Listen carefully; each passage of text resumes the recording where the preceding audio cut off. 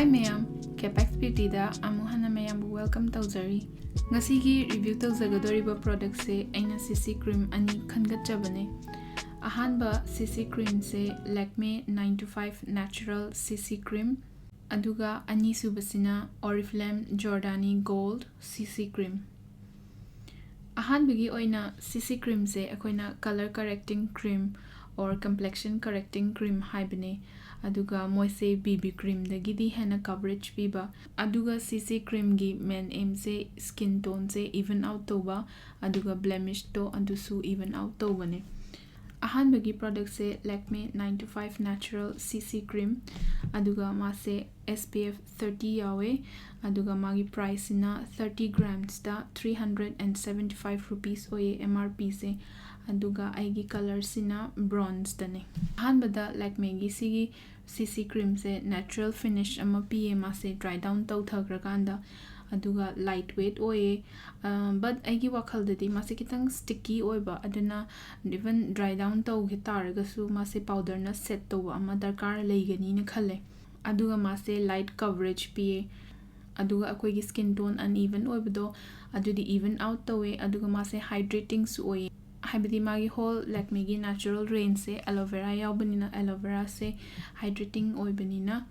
Amase hydrating oye. Aduga mase skin, aduga mase dry skin, aduga normal skin dadi adum phajana chanagani na khale.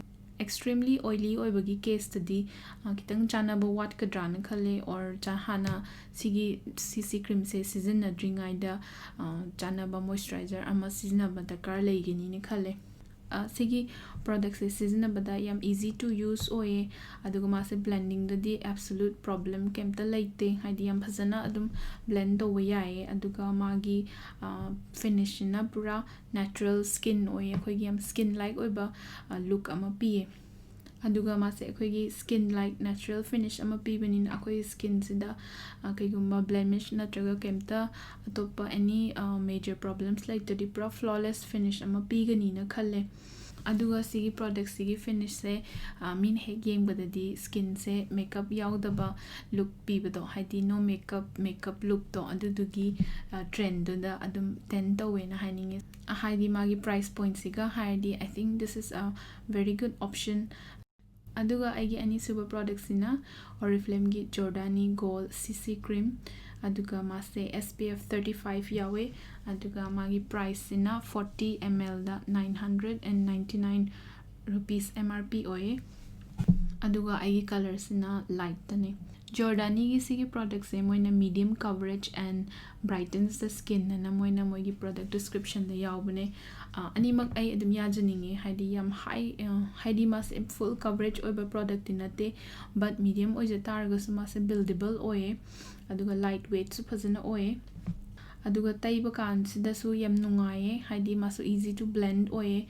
But mase ahan batay badadi white cast kitang pi phajana skin sida absorb tawkraba melt tawkraba matung dadi white cast ki problem se kemta leite. Aduga mase akhoi ki skin sida absorb tawkraba aduga melt tawkraba matung da pura glow ama pi haidi yam luminous oiba product ne. Aduna mase taiba sida luxurious oiba aduga akhoi ki masagi inner healthy glow ama pi. Aduga sigi product se sisina akhoi ki skin sida yam brighten tawe aduga yam healthy glow ama piye. Aduga taiba kan sida difference se adum ui sine haidi Oriflame gi side sida kai haitare glisten tawbagi aduga yam bright oibagi effect ama piri se sisina su skin da su adum piye. Aduga Oriflame gi sigi product se moina primer oina season ba yaye na moigi product description da adum haibane. Oriflame gi sigi product se aigi wakal dadi CC cream aina season rakpadadi this is one of the best ai taiba yam nungaye. Haidi mase medium coverage oi taragasu aina ngasai buildable oibanina aina pamjariba level of coverage to ai adum phange. Aigi ngasi product animak se aina test wear tawraga yengjabane. Aduga mabani makse adum at least 4 hours ti phajana perform tawe na haininge. Aduga kaigumba perform taw da taragadi akhoi gi isagi oil production aduga sweating gi maram na oini na ai hana thamjage. Aduga ngasi gi product animak se SPF yawba ngaktane.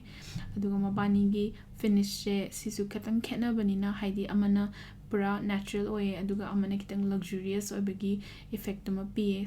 So at the end choice se it depends on personal preference hai tare haibadi kaigumba pura natural oiba pam targadi Lakme 9to5 natural CC cream se aigi wakhaladi it's a pretty good option.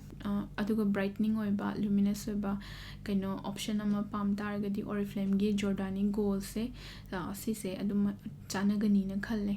Ngasigidi sida loisinjarage review se mayam atopa karamba CC cream sizinabige do comment ta ibirao aduga ngasigi anisigi marakta karambana favorite no dosu ibirao.